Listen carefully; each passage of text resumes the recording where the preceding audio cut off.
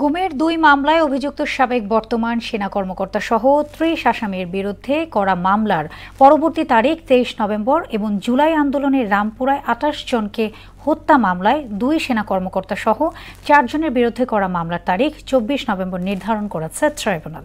আন্তর্জাতিক অপরাধ ট্রাইব্যুনালের প্রসিকিউটর গাজী এম.এইচ. তামিম রোববার সাংবাদিকদের এই কথা জানান।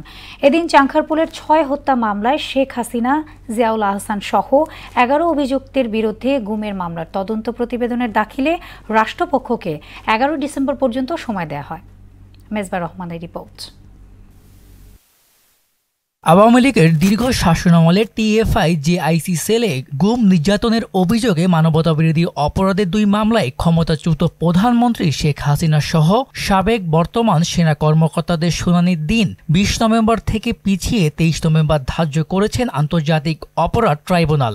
রোববার এ দুই মামলার শুনানির তারিখ পেছানোর আবেদন করেন প্রসিকিউটর গাজী এম.এইচ. তামিম। পরে তা মঞ্জুর করে নতুন দিন নির্ধারণ করেন ট্রাইব্যুনাল।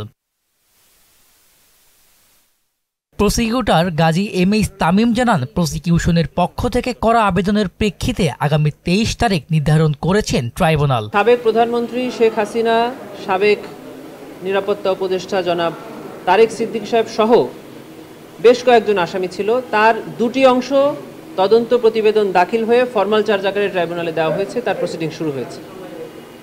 আরেকটি অংশ এখন ইনভেস্টিগেশন চলমান আছে। ইনভেস্টিগেশন একদম শেষ পর্যায়ে মর্মে তদন্ত সংস্থা আমাদেরকে জানিয়েছে। সেজন্য আমরা ২ মাস সময় চেয়েছি। ট্রাইব্যুনাল ২ মাস সময় মঞ্জুর করে আগামী ডিসেম্বরের ১১ তারিখে দিন নির্ধারণ করেছে। অন্যদিকে রাজধানীর রামপুরায় ২৮ জনকে হত্যার ঘটনায় মানবতাবিরোধী অপরাধের মামলায় শুনানির তারিখ পেছানোর আবেদন করেন প্রসিকিউটর তামিম। সে আবেদনও মঞ্জুর করে নতুন দিন ঠিক করেন ট্রাইব্যুনাল। রামপুরাতে যে মানবতাবিরোধী অপরাধের অভিযোগে এখানে আরেকটি ৪ জন আসামি করে এখানে ফরমাল চার্জ দাখিল করা হয়েছিল, সেখানেও ২ জন সামরিক কর্মকর্তা আছেন। সেই মামলাটিও আমরা তারিখ পরিবর্তনের আবেদন করেছিলাম, সেটিও মঞ্জুর করে সেটির তারিখ ছিল ৫ নভেম্বর, সেটিও পরিবর্তন করে ২৪ নভেম্বর করা হয়েছে। এদিন জুলাই আন্দোলনে ঢাকার যাত্রাবাড়িতে যুবদল কর্মী আব্দুল কাইম আহাদ হত্যা মামলা সহ ৫ মামলায় সাবেক প্রধান বিচারপতি এ.বি.এম. খায়রুল হককে কেন জামিন দেওয়া হবে না জানতে চেয়ে রুল জারি করেন হাইকোর্ট। ২ সপ্তাহের মধ্যে সরকারকে রুলের জবাব দিতে বলা হয়েছে। মেজবা রহমান, মোহনা সংবাদ, ঢাকা।